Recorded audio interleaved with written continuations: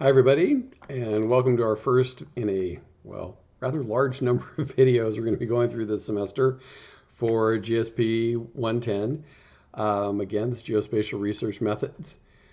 First, let's give a nod to the fact that HSU sits on traditional Wiyot land. Wiyot were the Native Americans that occupied the area around Arcata Bay, and they're still here. They have a reservation down at the south end, and HSU does work with them, as well as the Yurok and the Hupa and the Kuruk to the north. In fact, I've had a number of projects working with tribes in the area. In that, please, especially as you go out and about, respect the traditions of our local tribal members. They have traditions that may be unique but are important to the area, and they've lived on the land sustainably for thousands of years. So I believe there's things we can learn from them, and we'll talk more about that in the future. Okay, so about this class. This is an introduction to how to properly use geospatial methods. I can't emphasize that enough. I hate to see researchers go out, gather data or pull data off of the web, collect it themselves, and find out later on that they didn't collect it in the right way or it's not appropriate for the use they're having. So that's really the focus of this. It's also a substitution for Geospatial 101 and GSP 270. So any class that has those as a prereq, you can use this as a substitute. It is for graduate students, so the amount of work is higher than other classes. And this will set you up for success in GSP 216, 316, or 370, the remote sensing cartography and GIS classes. Okay, just a little bit about me. I went to Chico for my CS in math. I've been 20 years as a software engineer. In fact, I've been programming for 40 years now. No, 30 years, over 30 years. Really long time. I can't remember the time. I owned my own company for a while, and then returned back to school. Got my PhD from Colorado State. So I only go to CSUs. You may have noticed that. Okay. 8 years with the Natural Resource Ecology Lab at Colorado State. That was an incredible experience doing very intense soft-funded research, all natural resources based. 2 years with Oregon State. And then here at Humboldt State University, and been teaching for 8 years now. That needs to be updated. 8 years at HSU, quite a bit longer if I include OSU and Colorado State. And I've done research with State Department, USGS, USDA, DOE, a whole bunch of different government organizations, and other organizations, nonprofits, consulting companies. But that's just really my career and academic side. I grew up living in the mountains, or loving the mountains of California, kind of living in Sacramento in the mountains, and definitely prefer the mountains. Usually at a 24K topo in my back pocket, I can look at a topo and see the terrain. I discovered computers, and then I put together computers and maps, and that's really how my interest in GIS came about. After 20 years of the commercial world, got really tired of that, and a lot of the problems we see nowadays have been created by greed and extraction, and came back to do GIS with natural resources, excuse me, to try and help folks make better decisions. And that's really a big part of what GIS for me is about. So this class is not going to cover everything you need to know to be successful with geospatial methods and data. However, it will cover the basics and how to learn everything else you need to know to be successful. That's the approach. Okay, so first, I view geospatial research as cyclical. I don't see it as a start and an end. The basic thing we create are products. Okay, that's the focus. We do that by first acquiring data, then QA/QCing that data. That's quality assurance, quality control, making sure it's appropriate for use, preparing the data or prepping the data, then doing analysis, and then creating final products. And then we ship out those final products. There's a lot of focus on peer-reviewed scientific literature, but we also do a lot of reports, posters, and more we're doing data sets, geospatial data sets that other folks will use. I see this as a circle because the methods and especially the data can be reused on future projects. And I recommend you view this as a cycle, because then you'll keep building up a data set that increases in size and capability over time for you to do different research projects. Excuse me. I don't think I have COVID, so it's just sort of a cough. GIS stands for Geographic Information System. I will typically use GIS because that's the portion of geospatial this class is primarily about. It's a little bit of a misnomer, but because it's talking about the system when we really focus on the methods and the data. But this could include your cell phone, which is a GIS system in and of itself with maps and things, any tablet, any modern computer, as well as the GPS in your car would be a geographic information system. In fact, that's a real transition I've seen in my time in GIS, is we've gone from it being a very vertical environment where only a few people were doing GIS proportionally, and now everyone's doing it. This class will give you the expertise for what's going on behind the scenes. So not just using GIS, but what's happening behind the scenes so you can really make sure you're doing a good job with the data and the methods. There is another definition within academia that's geographic information science. This is a more accurate definition. We're really doing science. We're not doing a system, right? You hear people say, I'm doing GIS. I'm like, well, that doesn't really work. Doing science makes sense, and science is about creating knowledge, generating knowledge. So that's really what we're doing. But outside academia, that term's not really used much. It's geographic information system. And in that, we are taking spatial data, we're doing analysis to create more information, and hopefully make better decisions. So why are we here? So for me, I'm here to help you get the career you want. That's my main focus, is help you move out in your career. Most of you will go on to be research assistants at a government agency or another organization. And so this class has been tailored to that, and I'm interested in hearing your feedback and how I can help with that. I'm also here to help improve the world for everybody, all living things. So that's one of the reasons I teach, is my hope is that's what you guys go off and do in your future. Now, what I've heard back from students, and these are prioritized because I surveyed students several years in a row to find out why they were here, why they were in the class. And I was pleased to find out most of them are here to learn. Great, you will learn a lot in this class. They're also here to prepare for careers. GIS looks really good on your resume or CV. They also wanted to stay healthy. This is an interesting time that was said a couple years ago by students. And yeah, we do want to stay healthy. We're only going to have 2 face-to-face labs because of that. Also, though, with graduate students, what I see is them getting really stressed out over things like grades and stuff. Try not to get too stressed out. This is a class. We're not at war here. So yeah, stay healthy and happy, and take those breaks I talk about. They're also looking to get their money's worth. You will definitely get your money's worth in this class. So making better decisions. Hopefully you recognize this. You may know what's going on in the Arctic. Hopefully you do. The ice is disappearing for the first time in human history, recorded history. The ice passage between the Atlantic and the Pacific across the North Pole has been open in the summers. It's called the Northwest Passage. People tried for hundreds of years to open this up to be able to access the Pacific Ocean from the Atlantic by going across the Arctic, and now it's open. But it's open because of climate change, and this is, of course, a huge problem. We'll talk about some other problems.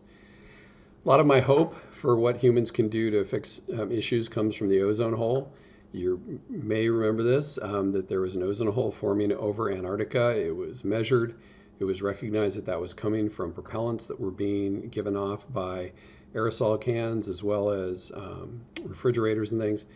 And the world heard about this from scientists, and they put in place goals to change that and to get rid of those propellants, and they did that. And the hole is now healing. So that was an amazing change that people made. If we can do that with climate change and other problems that we're having, we'll be in good shape. If not, we're going to have more problems. So who's using GIS? Whole bunch of people. This is a radical change that's happened, is the number of groups of people that are using GIS. Almost everyone in natural resources, lots of folks. So that helps in that it's something that's easier to get a job, but you'll also find there's a lot more misconceptions and issues arising because of the misuse of GIS. So these are all things that students have asked me for in the past and that I try to do in this class. Let me know if there's other things, if there's anything here that's missed, or if the class is missing something you need. Just email me. That's the easiest way to get in touch with me, and I will do what I can. I went over where the materials are, but I'll say really quickly again, Canvas is home base, especially the home page. It has links to the class website. YouTube videos, excuse me, are available off the class website. And we also have a YouTube channel, and I'll share that link with you. Actually, it's available on the website, the Canvas website. And then we'll also share a Google Drive. I can't cover all the material in the videos and the website. You'll need to read ahead, ask questions, review material again. There's readings, need to do those. And of course, you will need to spend time in the GIS software we'll be using, which this semester will be ArcGIS Pro. You can use ArcMap if you're familiar with it. If you're not familiar with it, please use ArcGIS Pro, because that's what I'll be teaching to and all the examples will be in. We're divided up into weeks. There's week by week on the website. Each week, please review the website and the videos, do the reading and activities. The activities will include quizzes, just as to help you make sure you're getting the key points out of the videos and the other material. We'll have synchronous lab sessions. That means that I do want you to come to the lab sessions. If you have a reason not to show up because of a professional reason or a medical reason, please let me know. Otherwise, we'll be doing those. They'll be synchronous, so they'll be through Zoom. And also on that, please make sure you have a good internet connection. That seems to be the main issue folks run into. If you don't have a strong computer, or if you have a Macintosh and you need to run ArcMap, we have the virtual machines, but that requires a good internet connection. So it really comes down to having a good internet connection. Otherwise, we can solve the problems. Start your lab Thursday, get it done by Monday. If you do that, you'll have time the following week to get help with any problems you're having, okay? And then we'll do projects at the end of the semester. This online, few face-to-face outside classes, okay? We'll send you the equipment if you're remote and don't have the equipment available. It's a compass, GPS, and rangefinder. And then, of course, we're going to have these additional online materials with YouTube and Canvas quizzes. And I should mention, I'll be adding those somewhat as we go over the semester. So I've done some prep over the summer, but some of it will happen during the semester. So if you read ahead, you may miss some videos and things because they'll show up at least the week before class starts. Okay, again, we won't have regular lectures. We will have YouTube videos. Please review the videos and any associated Canvas quizzes and other material. And then we'll have these synchronous Zoom meetings during lab time. Okay, when we're on Zoom, please mute your microphone when not talking, especially if there's any noise in the background, kids, animals, cars, we get to hear all those. If you're babysitting kids, I understand that. That's happened a number of times. I don't mind them coming in and out of the screen. We've had some folks with them on their lap. I'm fine with that. Doesn't bother me. Yeah, so feel free to include them. A friend of mine, his daughter was showing a unicorn behind his head, and no one realized it. He didn't realize it until quite a bit later, and found out that's why people were laughing. I'm okay with that. Don't turn off your video in participatory meetings, so during the lab sessions, unless you're having internet issues, right? We want to see you and have you interact with the group. Only chat to the whole group or the teacher during the group meetings. In other words, please don't send messages back and forth to each other. You're all adults now. Hopefully we're past that. If folks are talking, please raise your hand. There's a raise your hand button, or just raise your hand like I'm doing right now. Just, okay, and then I'll go ahead and call on you. You will need access to a computer or Chromebook. That's important. And again, a good internet connection. ITS, our technology group, has computers to borrow. Please check your internet, contact your ITS if you don't have a good internet connection, and we'll try and figure out how to solve that. Okay, really important stuff. Turn in lab assignments on time. Don't wait, turn them in. Even if they're rough, turn them in. That way you won't get marked down and I can see them and find out where you're at. So I can get you help if you need it. 10 class, that would be the lab sessions. Do the readings. Ask questions when you're confused, otherwise can't fix it. This is a learning environment. I'm still learning. There's always new stuff in GIS. One of the reasons I love it, but to find out what's going on, you got to ask questions. Follow the 20-minute rules. So if you're stuck more than 20 minutes, get help, right? Ask for help. Make good decisions. I had a student once who had a skateboarding accident and broke his arm, and then the same semester later had a mountain biking accident and broke his leg. So that made it very difficult for him to complete the class. So please make good decisions. Also, what's your learning style? And there's a link here. Different people have different learning styles. Some are very visual, like I am. Some are more text-based. Some are auditory. Some are kinesthetic. They need to move while they're learning. Find out what your learning style is and adapt to it. I've provided lots of different types of media, slides, videos, websites, readings. So that's to adapt to those different learning styles. And hopefully one will work for you or more. Okay, we got to work together. Technology is moving really fast. There's always stuff that happens. There'll be news items and things that happen I'll share with you, or actually you'll send to me and then I'll share with the group. Feel free to do that. As things change and exciting stuff is happening in GIS. Society is not really keeping up with a lot of these changes. We need norms so we can work together. To me, respect is key. And to communicate effectively, you have to communicate from the other person's perspective. Okay, in other words, when you go to talk to someone, if you're talking from your perspective, they may not understand what you're saying because they come from a different perspective, right? We all have our own perspective, our own background, and that's how we interpret the world. So you're most effective in communicating if you do it from the other person's perspective. An example of that is, this is an email that I got from a student. Yo, what assignment sent from my iPhone? I did not know how to respond to that. So emails have a proper subject line. That's so folks can scan through their inbox and decide what they're going to be looking at first. And if you have something that's really critical or really urgent, put that in the subject line. Literally say, urgent, help with lab. Provide context.